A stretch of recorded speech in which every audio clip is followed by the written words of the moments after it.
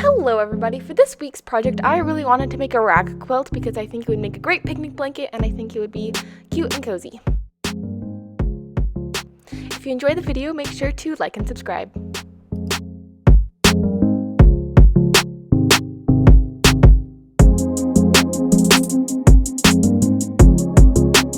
Okay, don't mind how I look right now, but I think now would be a great time before we get into the video to explain something and confront something I felt for a long time. I actually don't like making quilts. I actually really hate it. I have for a long time because most of the time I focus on like fashion design, clothing, that kind of stuff. I do a lot of formal dresses. I just don't post on my channel about it.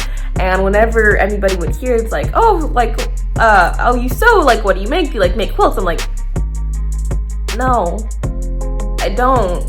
For some reason, like, people only think that, like, if you sew, you're making quilts and blankets. And, like, I'm honestly fine with that. That's fine. Like, I have a lot of respect for quilt makers. I think they're incredible people and they are doing incredible things. I just think quilts are sometimes boring to make and they're really repetitive, but honestly, I love the final result of them. I think they're always so cute. I don't like making it, but I'm excited for this quilt. I think it's going to be super great, and I think it's going to be so simple and not going to actually take that long. Anyways, there's my quilt rant. You didn't need to know that. I'm sorry. Bye! So after that, I decided to start mapping out the rest of my quilt, and I wanted it to kind of have this like gingham pattern on it. If you have seen my channel at all, you'll probably know that I really like gingham, especially blue gingham. This blanket's not blue, but I still like it. And so eventually this is kind of the sketch that I came up with. So here's the plan. First off, we need to cut out our squares of fabric, and you need to cut out 24 dark squares, 42 medium squares, and 18 light squares, as well as 42 pieces of batting. Now you can make your squares whatever size you want, but I made mine 10 inches by 10 inches, and then the batting was 8 inches by 8 inches. And here's all of that put together so you can kind of visualize it better. Next thing I did was I started stacking my pieces. Now these are my medium squares, and I didn't have enough fabric to use one type of fabric for the medium squares, so I'm just using 2 different colors of fabric for the medium squares.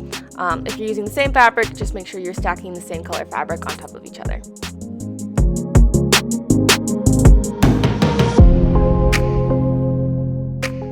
Then I sewed from corner to corner to both corners, making an X on top of the fabric, just top stitching, nothing fancy. It just keeps the batting in place and makes sure it doesn't move around. I can't talk, guys, I'm sorry.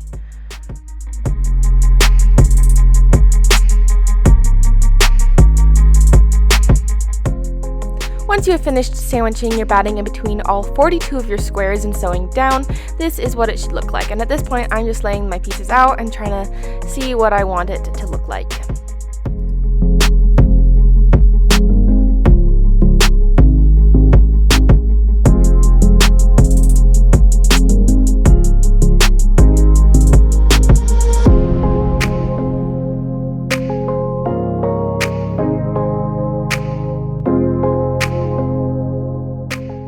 I wasn't sure if I wanted the hearts on the top or if I wanted this darker pink fabric on top, so I ended up phoning a friend and she helped me make a decision. I think if you're going for a gingham look, then I think flipping them over is kind of the right way to go. With the hearts? Because it's more of a red, so I think you get closer to kind of the true gingham. But I think the pink is a lot of fun too. Okay. I suppose it just depends on how true you want to stay to the gingham vibe.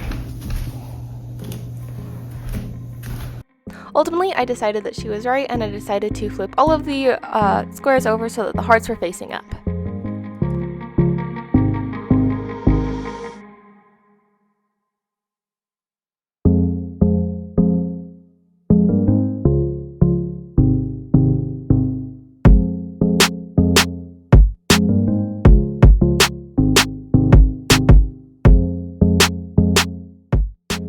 Now this is very important, so listen very closely. You're going to start grabbing your squares and sewing them together using a zigzag stitch, leaving about a 1 inch seam allowance, but you're going to want to sew with the wrong sides facing each other. See, I'm doing it wrong in this clip. This is wrong. Don't do that. You want them having wrong sides facing each other because the seam allowance is going to become the fringy part of the fabric, and you want that to be facing the top of your quilt. Now I'm placing the pairs of squares that I sewed together just down 2 by 2, and then I'm picking up those rows and sewing the rows together.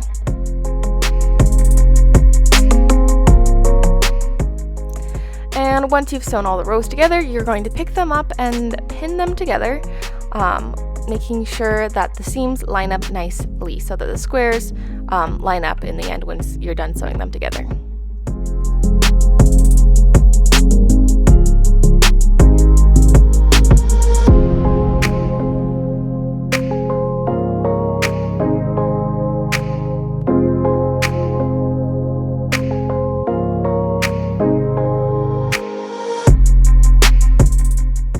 Then again, using a zigzag stitch, you're going to sew the rows together after you've pinned everything in place.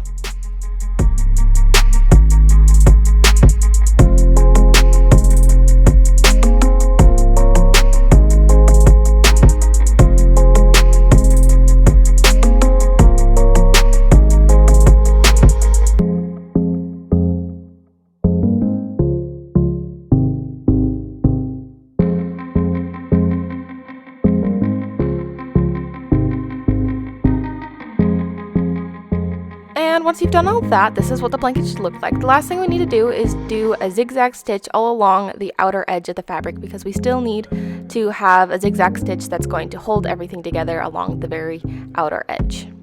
Just to be clear, you're sewing here along the dotted line, except you're doing a zigzag stitch, don't forget. Now you just need to cut a little fringe about this far apart all along every single exposed edge on the blanket. And this took me a long time, so I highly recommend watching a movie while you do it, or talking to a friend, or doing something else that occupies your mind, or else you might go insane and your hand's going to hurt. But that's okay, because you're almost done with the blanket.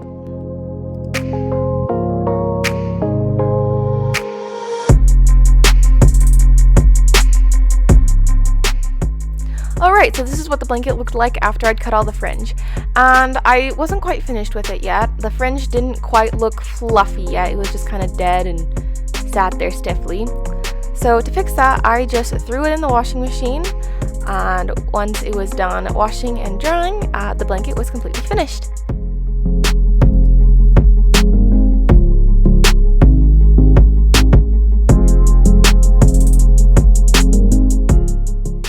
And the grand reveal. I love this blanket because it's kind of two-sided as well. You have the side with the hearts and the fringe, and then you have the other side with the pink and the smooth edges and seams. I think the fringe turned out pretty nicely. It fluffed up a lot after I'd run it through the washing machine. This blanket, since it kind of has a gingham vibe to it, it would be great to go on a picnic and get some nice photos with it. I think that would be super fun, and I'll probably be doing that with it soon.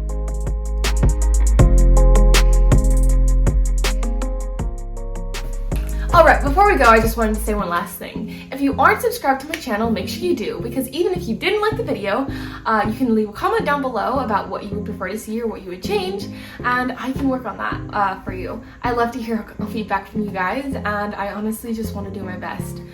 So hearing feedback is a huge deal for me. Thank you so much for those of you who have commented. I really appreciate you guys. I think the moral of the story from this project is to try things that you thought you wouldn't enjoy. If I'm being honest, I haven't made a quilt since I was 8, so that probably affected my perspective a little bit, but I honestly thought this was so fun.